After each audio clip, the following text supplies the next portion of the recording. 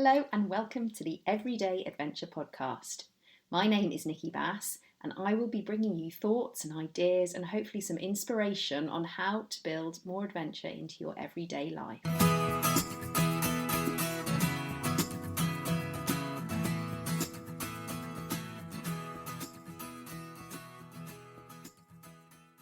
So it is my absolute privilege to welcome Jo Moseley from Healthy Happy 50 to the podcast today. I first came across Jo on Instagram probably a couple of years ago. It was just after I'd left the army and I was just setting up my own business. And I immediately connected, first of all, with just these beautiful pictures of her out in the ocean and just talking about her love of the outdoors and surfing and everything. But then actually what I found I resonated even more was her message, which was around finding joy in the simple everyday adventures that she was having. And also that it's never too late to get started. And I just found that really inspiring. This sort of sense of joy in the everyday comes across whether or not she's doing her 2-minute beach cleans on her daily runs, or whether or not she's become the first woman to paddleboard from Liverpool to Goole. Welcome, Jo. It's just an absolute pleasure to have you. Well, thank you very much for having me. It's a huge honour and I'm very privileged and lucky to be here. So thank you. So I guess my first question, because I know a bit about your story, obviously having sort of followed you on social media for a while, what was it that really inspired you to take up these adventures and focus on wellbeing? I just wanted a good night's sleep. Literally, I wanted, So it was a while ago and it's not been like an overnight thing. So 7 years ago to the month, to May, I was standing in Tesco supermarket with my sons in the biscuit aisle. And I just dropped the bags and I burst into tears and I sobbed. And that was how it started. And I just said, I can't cope. Both mum and dad were going through chemo at the same time. I'm a single mum, busy with work and I realized at the time that, I realize now, but at the time I was going through the early stages of the menopause, didn't realize it. So I wasn't sleeping, I was anxious, life was just overwhelming. And a friend suggested that I do some exercise and she lent me an old indoor rowing machine. And she said, how much exercise do you do? And I was like, well, and really I hadn't done anything specific for maybe 20, 25 years. Having been really sort of quite active as a little girl, I just stopped. I was 48 at the time. She lent me the rowing machine and within 2 weeks I was sleeping so it was desperation. Everything I do is making sure that I have a good night's sleep my whole life. It's so underrated, honestly. So that's how I started, just indoor rowing with a very cronky old rowing machine. Amazing. And then how did it sort of build from there? So when my mum died later that year, I decided I needed to do something in her memory. So I decided to row 1,000,000 meters in a marathon on a proper indoor rowing machine by then. And so I rowed 10,000 meters every other night for 8 months after work, sort of sorted the boys and then did that. And I did the marathon 5 days before my 50th birthday and on the first anniversary of her death. And that really said to me, when times get tough and I deal, I have anxiety and I have some really sort of worrisome moments and low moments, but exercise and sport, or moving rather than sport, really helped my well-being. And I just solidified it. And so I then thought, right, well, what else? What did I used to love doing? And I used to love being in the sea and I used to love just messing about on my bike. And I started just to do those things, like literally bit here, bit there. And then in so that was 2015-ish. And then 2016, I took my first paddleboard lesson on the 25th of September, 2016 in the Lake District. And then my life changed again. Amazing. Are there any particular activities that you find actually these are my go-to when I need some headspace or when I need some time? Or is it just a combination, do you think, of different things that you're doing all the time? It's a good question. For me, a walk helps, like literally, and it doesn't have to be a hike. It can just be a walk, Yeah. So for me, getting outside really helps. Paddleboarding is amazing, but obviously we're only just being allowed to do it now. And so really any sort of moving, particularly if it's outside and particularly if it's near water. They're my main kind of things that I really love. Paddleboarding is like the cherry on the icing for me. Yeah. A walk is good. A walk is great. So just getting straight out there. You talked about obviously the physical benefits that you found in terms of, you know, the sleep and increased fitness and that side of things. Are there any other benefits that you've experienced that you didn't necessarily expect when you started out, or that have been sort of a surprise to you? Yeah, I mean, I am an anxious person, and going through the menopause just sent that anxiety, you know, through the roof. And I would go from, you know, a light bulb would blow in the house, and within 2 minutes, I decided that the light bulb had blown, but it was more than just a light bulb, that actually the house needed rewiring. And, you know, I couldn't afford to rewire the house. So actually we were going to become destitute. And that sounds really weird looking back on it. But if you say that to a woman going through the anxiety of perimenopause, a lot of them will say, yeah, no, I've been there. You know, I drive to work and I would think I'd caused an accident behind me. And I obviously hadn't. I'm the slowest, not the slowest, but I'm the most cautious driver in the world. You know, if I see people on their phones, I'm like, stop, you know, so I'm so cautious and so careful. And but I had just, in my head, I caused crashes because that's anxiety just going off the scale. And so for me, it's very much about calming. And that is where water really comes in. You know, I can be anxious and worried and nervous, and then I can, particularly if I go on the water or in the water, and that just really, really calms me. It's like I described on a little film somebody did of me. It's like I have these fireflies of red and yellow fireflies in my brain. And it's like having a piece of lavender cloth, and it just goes on my brain, and I just go, ah. So yeah, the anxiety, and it puts stuff into perspective. You know, I can go out thinking the world's about to end, or more like the world's about to end and it's actually all my fault. And I'll come back and I'll think, well, the world isn't about to end and it's not your responsibility. So yeah, put things into perspective hugely for me. Brilliant. So it's in a way of taking you outside of that head or that moment where things feel really intense. And that's exactly it. It's taking myself out of that hole of worry and everything being about it's not even that I think it's all about me. I think it's all about something I've done wrong, or it's all going to go wrong. And it just puts it all into perspective, and I come back and literally I can say I can tackle that thing now. So yeah. Well, that's such a gift then, to be able to find something that does have such an impact. It is, and often it's the last thing I want to do. When I get anxious, my legs like root themselves to the floor, and I just want to curl up and, you know, on my big armchair and not do anything and just kind of madly scroll through Twitter, looking at the same thing over and again.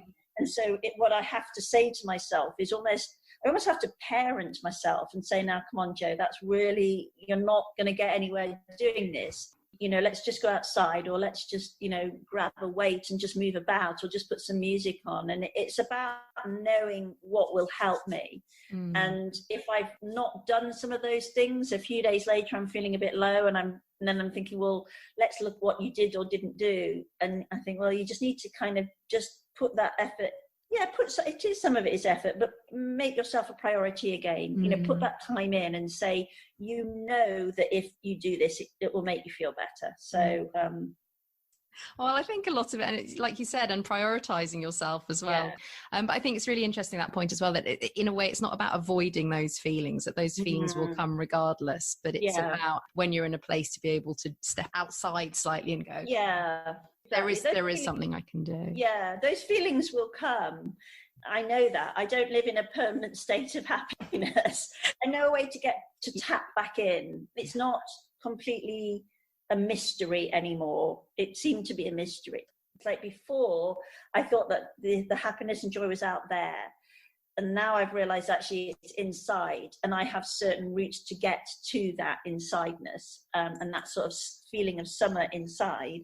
And moving, and particularly around water, is definitely one of those ways.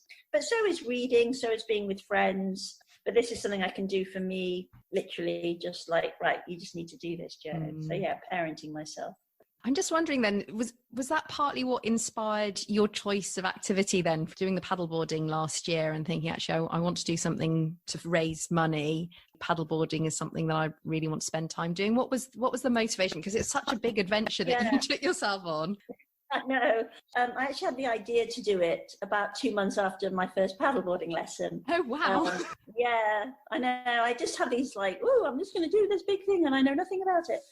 But I think the motivation to do it then was very much wrapped around, if I do this, then I know that I have achieved something. Then I'll have more, not just confidence in myself, but I'll be prouder of myself. And I didn't do it because I told a chap at a party and he said, well, that sounds really boring and very difficult for someone like you and my age. I was only like 52, also quite logistically, challenging how you'll sort it all out. So I kind of put the dream aside. But I started to realize was that my self-esteem wasn't predicated on my achievement. I was already worth something, even if I didn't achieve something. Does that make sense? Totally, yeah. So I didn't have to do something in order to be valuable or worthy. I was worthy anyway. And if I wanted to do something a bit crazy, then that was cool. So it was like a different thing. And so the original goal was to be I was the first woman, but the original thing was I'm going to be the first person and I'm going to stand at the top and say to people, or the end, and say, look what I've done. I wouldn't have couched it exactly in those words, but there was that sense that I was looking for approval from outside. So if I did something cool, then maybe I could get that approval that I was seeking. And what happened in the intervening years with all my little adventures in the sea and doing things and being around people and being on podcasts and listening to podcasts and reading, and realized I was already enough. And so the adventure turned into, what can I contribute? What can it bring? Can I bring joy to me? But can I have a great time? Can I just share this? Can I fundraise? Can I make a difference with the litter? So the motivation was very different. And so at that point when I decided to do it, there was nothing going to stop me because I didn't need anyone else's approval. That will ring true to so many people. That I think I talked about it on a previous podcast when we were saying the person who's most likely to stop you doing something is yourself, and those voices in the head going, actually, who do you think you are? Exactly. If once that self-worth is established and you don't need that external validation. So I decided to do it because I knew that my son would be going to university in the October. So this was about January, February last year. And there was still, right up until the point of leaving Liverpool, there was a sense of guilt, that whole mothering guilt. Yeah. He was doing his A-levels. We would go for walks during all his revision, and I'd try and talk about paddleboard, the North, as I called it. He'd go, Mum, A-levels. Yeah, sorry. But that's just his nature. But there was a lot of guilt I had to work around that guilt of putting myself on the priority list. I had to work around the guilt of thinking I'm a middle-aged woman. Who do you think you are? Why do you think that you should be able to do this? You don't look like an athlete. You don't look like an adventurer. All that guilt and doubt. There was a lot of guilt. And I look back and think, why? Because, we're just brought up to think that, I'm 55. It was, women should always put everybody else first. So that was a hard thing.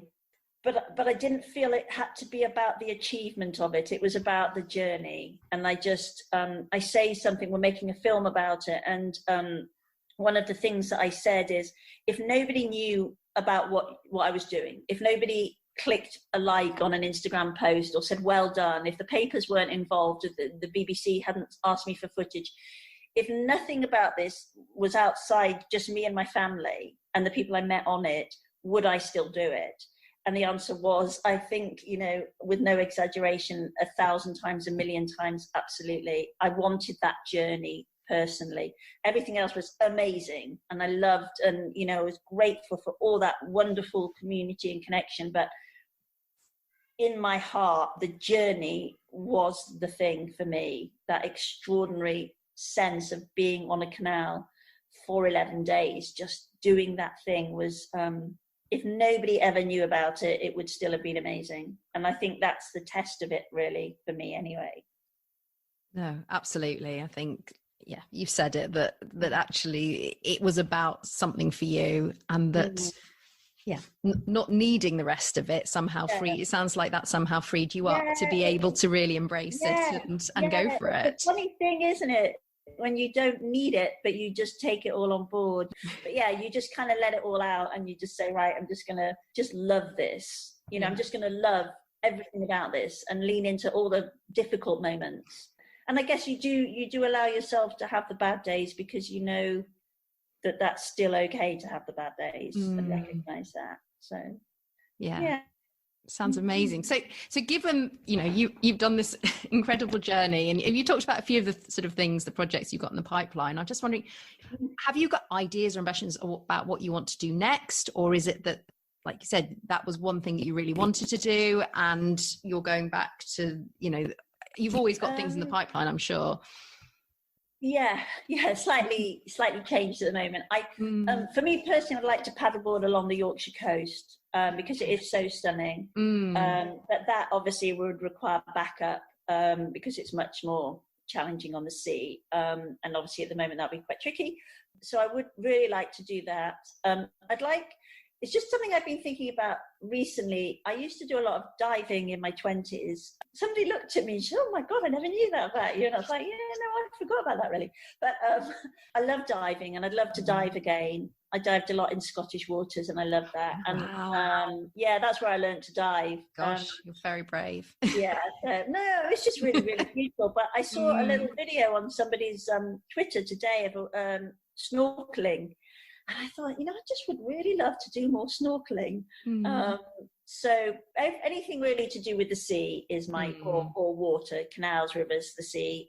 And I would like to become a paddleboard instructor. I know what it feels like to feel broken. I know what it feels like to think that you have nothing to offer the world. I'm divorced. I've had some miscarriages. Grief has overwhelmed me with my mum dying. So I know what it feels like to think that there is no joy, there is just a nothingness. And I also know what it feels like to stand on a paddleboard and think you are Wonder Woman. And I felt that the day I stood up on the paddleboard for the first time. I did feel it when I finished Paddleboard the North, but I felt it simply by standing up that first time. And I know those two feelings, and I want other women to have that second feeling. I can't control whether they have the first, and they don't have to have that as a prerequisite. But I know what that feels like to stand on something and think, I am just having the best time, and I'm calm but energized, and I'm uplifted, and I'm confident, and I'm a little bit scared, but it's okay. And I want other women to have that feeling. And so I would like to become a paddleboard instructor and take women out, have like retreats, and we'll do some stretching, and we'll do some, chatting about visualization and self-talk, and we'll have some really lovely plastic-free food, and, and just have that community and have everything that I've gained. I want to give that back to other people, mainly to women. So that's my goal. So for me personally, paddleboarding on the sea more, a bit more snorkeling. It's not great snorkeling in the North Sea because mainly you can't see anything. There is that. So I might have to go somewhere more snorkeling, and to be a paddleboard instructor and give other women that experience. That's what I would like to do. Yeah. that sounds like it would be an amazing gift to give as well. Yeah, I'd love to. And with snorkeling, I want to be able to or diving, pick up litter from the seabed. For me, that would be when you're paddleboarding and you pick up litter and you're out at sea and or in the bay where I paddleboard, where my dad lives. That there's every chance you're the only person that will see that piece of litter that day, and you can make such a significant difference. It's a small thing to pick it up, but you've contributed, and I love that. It's like, wow, I can, in a world where you feel that there's no difference you can make, actually that is a really good way of making a difference. And I think snorkeling and diving and taking stuff from the seabed is even more like that. It's like, I have this skill and desire to go under the water, and if I can pick up litter and, wow, how lucky am I to do that? So I've just had a new dream. Brilliant. It's been in my head. It's been in my head for a while, and I've kind of mentioned it on Instagram on other people's posts, but I'm just voicing it there. I'll have to retrain and find the money to retrain diving skills. It's just like, oh God, I don't know how much it's going to cost. But yeah, stuff to do with the water. Just but sharing with other women, I think, is the key to me, for me personally anyway. Awesome. And so imagining your future clients on your paddle boards and picturing that they're at the very start of learning about living more adventurously or, you know, starting their journey. What's the one piece of advice you would give them from everything that you've learned so far?